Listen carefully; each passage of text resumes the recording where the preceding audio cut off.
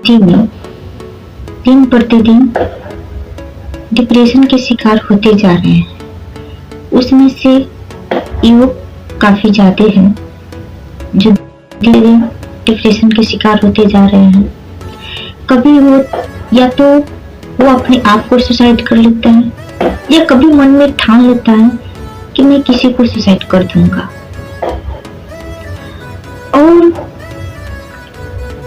और इसी तरह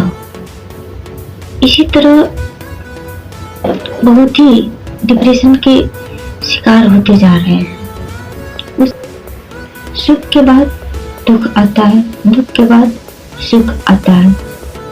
या यूं कहूं, बारिश तो बरसती है, फिर बारिश छूटता भी है, लेकिन जब विपत्ति के समय आती है तो हम ये भूल जाते हैं कि ये बारिश जाएगी भी।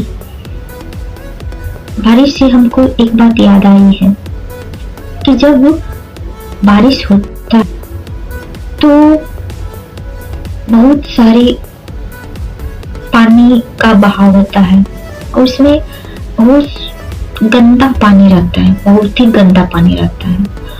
और उस गंदा पानी को कोई पी नहीं सकता, लेकिन हाँ, जो ज्यादा प्यासा है वो थोड़ा देर रुककर सब्र करके वहां पे थोड़ा देर ठहर सकता है। तो हाँ, पानी का जो कीचड़ है जो नीचे बैठ जाए और ऊपर से पानी फ्रेश हो जाए, फिर वो पी सकता है, लेकिन वो सब्र भी होना जरूरी है। वही सब्र नहीं हो पाता है। और इसी वजह से हम चाहे कोई भी अपने मन में तरह तरह के विचारे बना लेते हैं। इसीलिए सब्र की बहुत ही जरूरी है, सब्र होना बहुत ही जरूरी है। और जो लोग अपने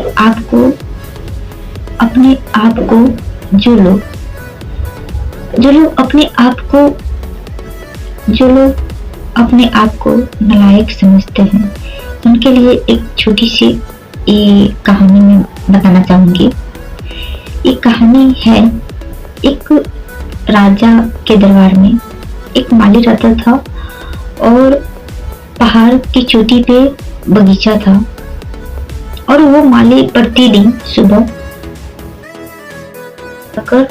और उस बगीचा में पटाया करता था।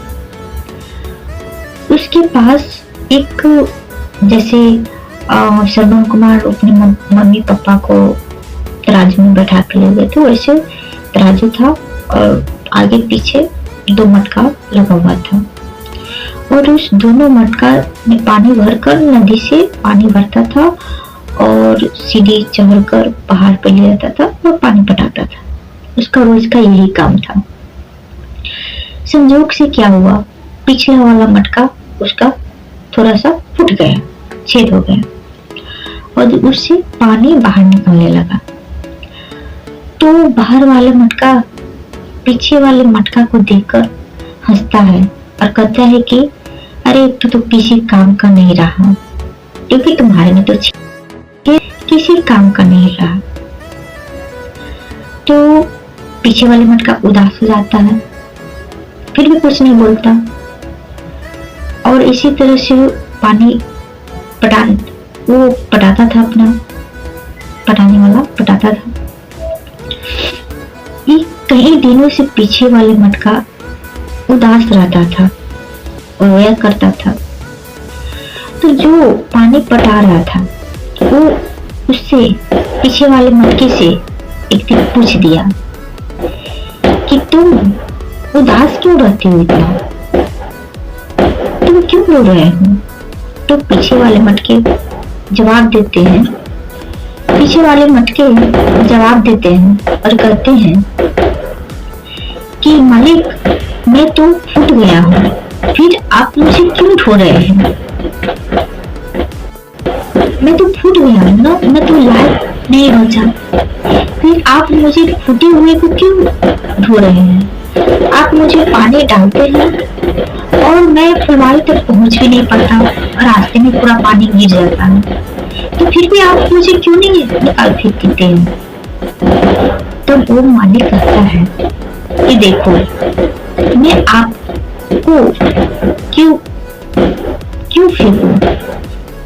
आपकी वजह से, जो तुम्हारी वजह से जितना हमको तुम देखना चाहते हो कि तुम्हारी वजह से क्या क्या होता है।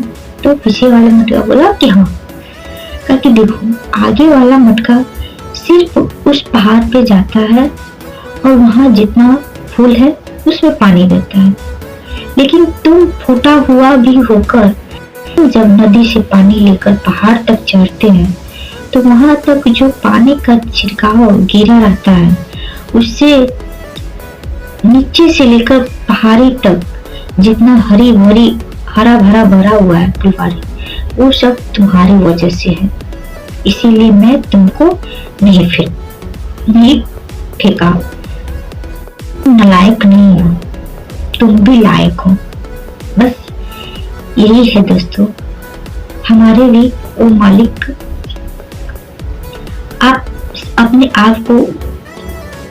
आप को नालायक समझते हैं, अपने आप को फूटा हुआ समझते हैं, फिर भी वो मालिक आपको ये जिंदगी दिया है क्योंकि आप लायक अभी भी हो। और जैसे पीछे वाले मटके की बात मैंने बोली है, उसी तरह से हम लोग भी कभी कभी अपने आप को नालायक समझने लगते हैं, लेकिन हम लोग भी उसी तरह से हैं जैसे पीछे वाले मटके अपने आप को नालायक समझ रहे थे।